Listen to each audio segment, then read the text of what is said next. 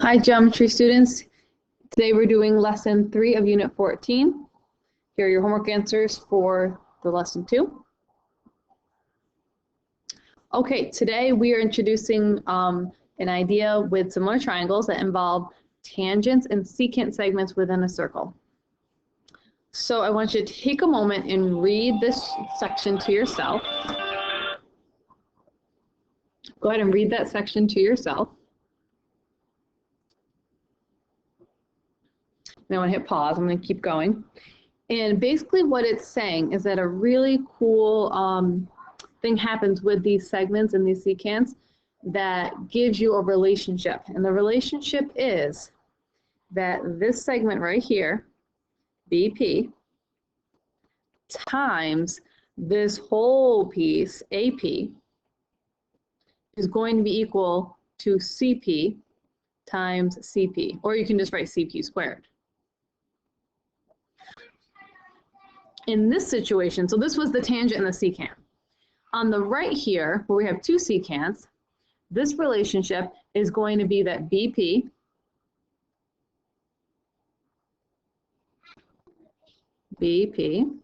times the whole piece, which is AP,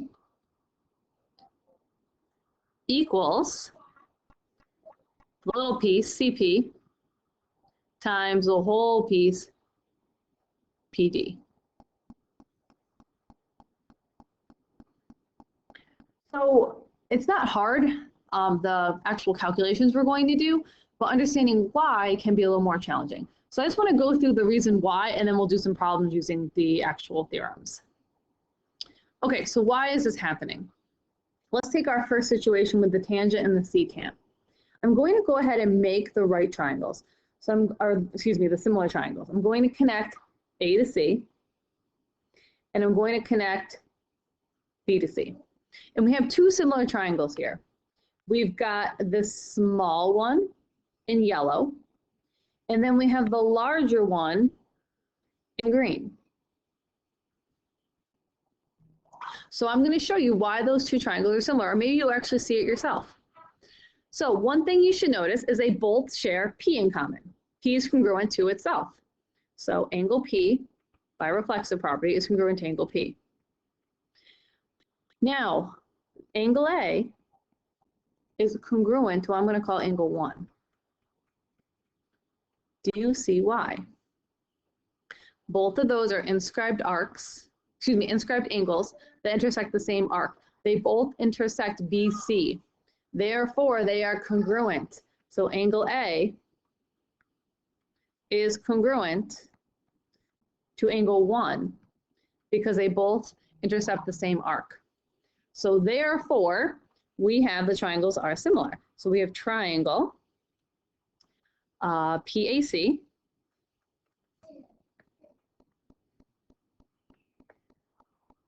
is similar to, and that was, let's see, PAC is the big one. So now it's similar to the small one, and that's going to be PCB.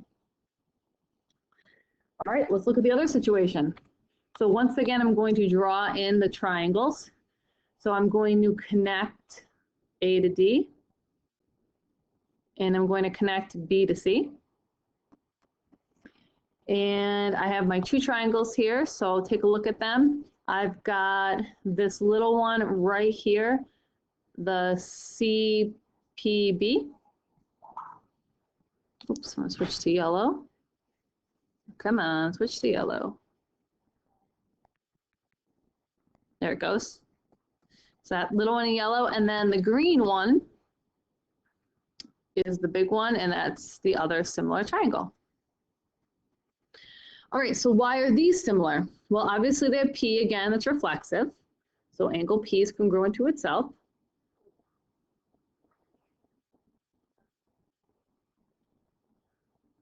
Come on. Okay, so angle P is congruent to angle P. And now this one's a little trickier.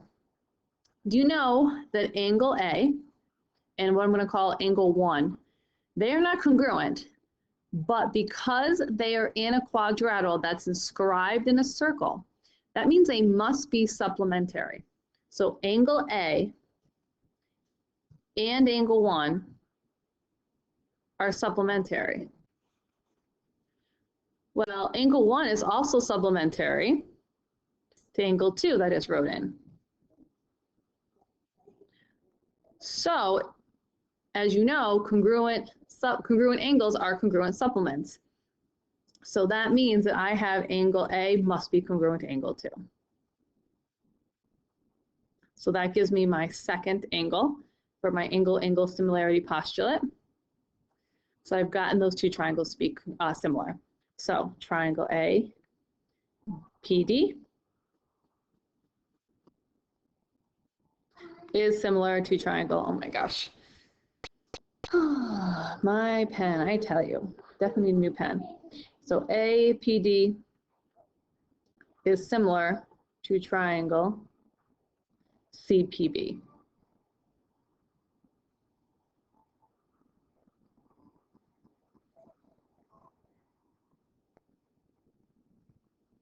So now that I have these two sets of triangles that are similar, I can go ahead and make proportions. And those proportions are the reason I get the following theorem.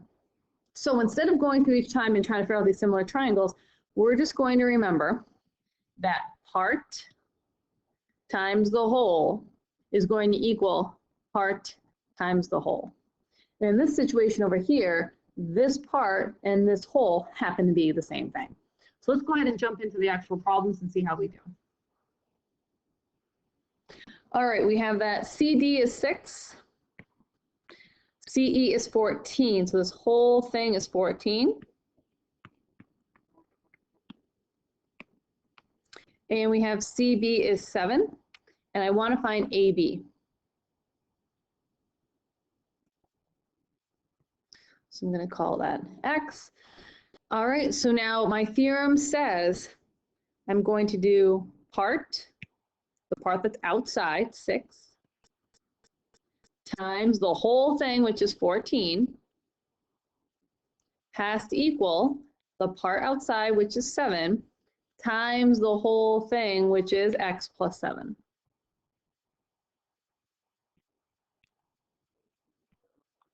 Now you might be thinking, why didn't I just make X be the whole thing? I totally could have. That would have been fine as well. And actually might have made my calculations a little easier, but either way is fine. All right, so now I'm going to multiply, and I'm going to figure out that 6 times 14. So 6 times 14, 84, equals 7x plus 49. Then I subtracted 49 from both sides, got 35 equals 7x. Divide by 7, I get x is 5. So AB is 5, and if I need to find AC, oh, I do. So AC would then just be 5 plus 7, which is 12. So I have 12, and I have 5. Next one. So I want to find CB, so I'm going to put an X here. I'm going to say part that's outside times the whole thing. So the whole thing, notice, is 24. So be careful there. Equals part 12 times the whole thing. So it's X plus 12. And that's got to be the biggest mistake I see, is that people just forget to do the whole thing. They want to just do the inside part. But it's part times whole. So now we're going to multiply here. We get 240 equals 12x plus 144. So 12x, and then subtract 144 from both sides.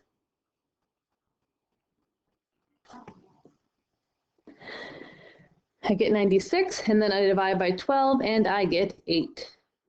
So I'm going to go back up here. Oops. And I got x to be 8, and x was what I was looking for. I was looking for CB, so I'm all set. All right, next it says find the value of x. So I reveal that 8 right there. And this looks a little different because it's a tangent and a secant, but it's really the same thing. So my part, oops, I did not mean to move that. My part is 12, and so is the whole. So part times whole, that's 12 squared, or 12 times 12, equals part times whole, the whole thing. So that's going to be x plus 8.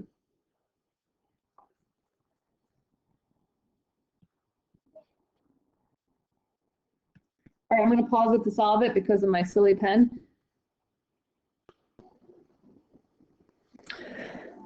So I distribute, I get 144 equals 8x plus 64. I subtract 64 from both sides. I get 80 equals 8x, divide by 8, x is 10. All right, next let's reveal our hidden information here. All right, they want me to find PA in the first one, given that BP is 10 and BC is 8. So they want me to find PA. So part times whole.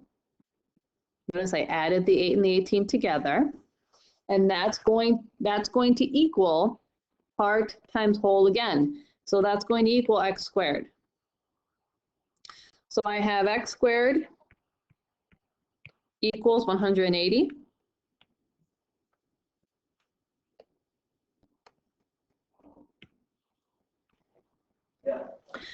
So I get 180 equals x squared. And then I'm going to take the square root of both sides, and I get x equals radical 180.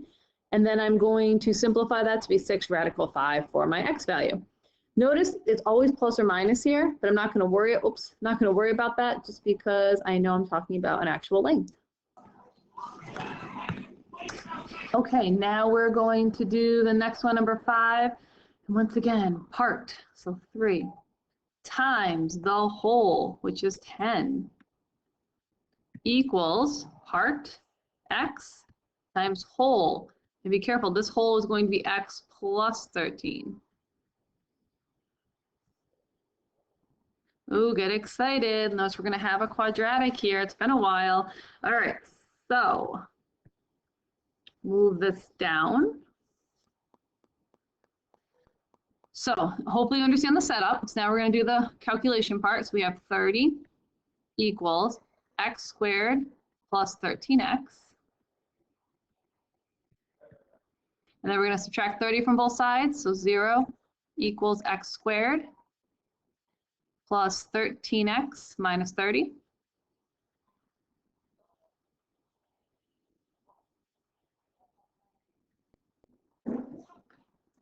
And then we're going to factor. So what two numbers multiply to give me negative 30, but add up to 13? So x plus 15 and x minus 2.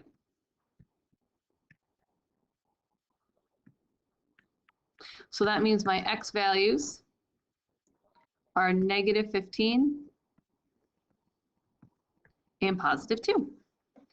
Once again, because I'm talking about positive amounts, I know that my x value must be 2 and I have to reject the negative. So x is 2.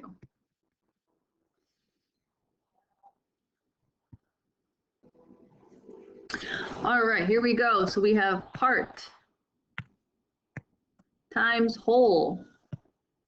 So 4 times 12, be careful, hopefully you didn't write 8, equals part times whole. The whole is going to be x plus 13. So 4 times 12 equals x times x plus 13. So now we're just going to have to, now we just have to figure out what that equals. So 48 equals x squared plus 13x. Notice because of that x squared, I have a quadratic, I'm going to have to factor. So 0 equals x squared plus 13x minus 48. Can you think of two numbers that multiply to negative 48 but add up to 13? It's going to be positive 16 and negative 3. So your answers would be either x is negative 16 or 3. And once again, because we're talking about x being a distance, it has to be 3. So x is 3. All right, on the right here, looking for ABs, I'm going to call that x. So we have part times the whole. So notice this has to be 28. Watch yourself. Hopefully you didn't put 21 there. Times part times whole. So that's going to be x squared. So 7 times 28 is 196 equals x squared. Take the square root. That's going to be plus or minus 14, but we only care about the positive because of the distance. So 14.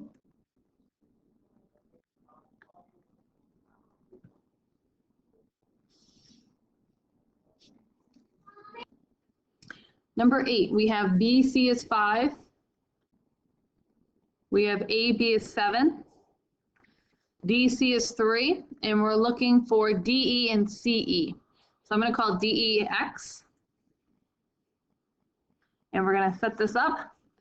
So go ahead and pause and try it if you'd like. So it's going to be 5 times 12. Oops. Do you see why it's 12? The whole. Part times whole equals part. And then my whole is going to be x plus 3. Make sure you didn't write down just x. All right, now let's go ahead and solve. So I get 60 equals 3x plus 9. Subtract 9 from both sides. And I get 51 equals 3x. So x must be 17. Well, if x is 17, then I figured out that DE is 17. And CE is just adding 3, so CE is 20. All right, number 9. All right, so we got circle P, so that means it's the center. And we've got, let's see here, I can't see, I think it's 4.5, yep. So AP is 4.5. BC is 16. I'm supposed to find DC. So notice I don't know what BP is at first, and then hopefully you realize that BP has to be 4.5 as well. It's another radius, just like PA is a radius. So that makes this inner part right here 9.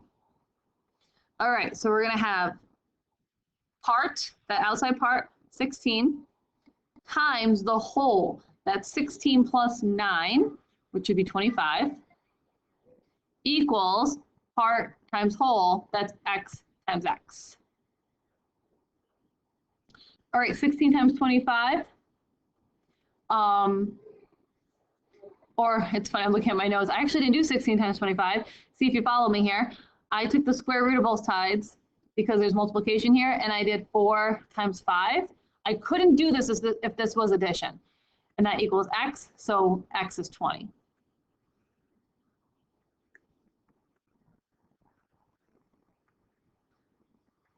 If you're unsure of that, go ahead and figure out what 16 times 25 is. That's what I'm doing right now as I'm talking to you. So let's see here, 16 times 25. Oh, 400. Oh, duh, because you got to answer 20. But just to double check to make sure if you're hesitant about me doing it the way I did it. So you also get 20 that way as well. Okay. Number 10, our last one. All right, we got AB is x. And we have BC is x minus 4. And DC is x plus 4. Find BD. Okay, so we've got part times whole, so that's x squared, equals the part that's outside is x minus 4.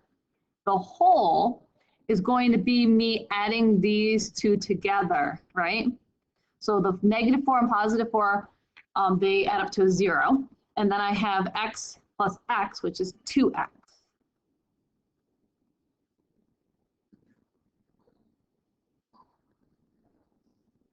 All right, so we have x squared equals, and distribute the 2x squared minus 8x. And now I'm going to, see how I have a 2x squared and an x squared? I'm going to subtract x squared from both sides. So I get 0 equals x squared minus 8x. And now I'm going to factor. And this always seems to be the factoring that gets people. You're going to do the greatest common factor, which is, do you see it? X. So now you're left with x minus 8. So your two answers are x is 0 and 8. Do both of them work? Let's go up and take a peek. I got a problem. If x is 0, then I have a negative number here, so that's not going to make sense. So x can only be 8, and the answer I'm looking for is BD. So if I put an 8 here and here, I get 8 minus 4 is 4 for BC, and 8 plus 4 is 12 for CD. So this whole distance of BD is 4 plus 12, which would be 16. So BD is 16.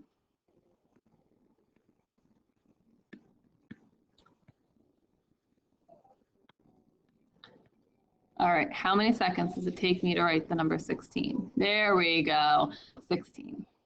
All right, finally we got that down.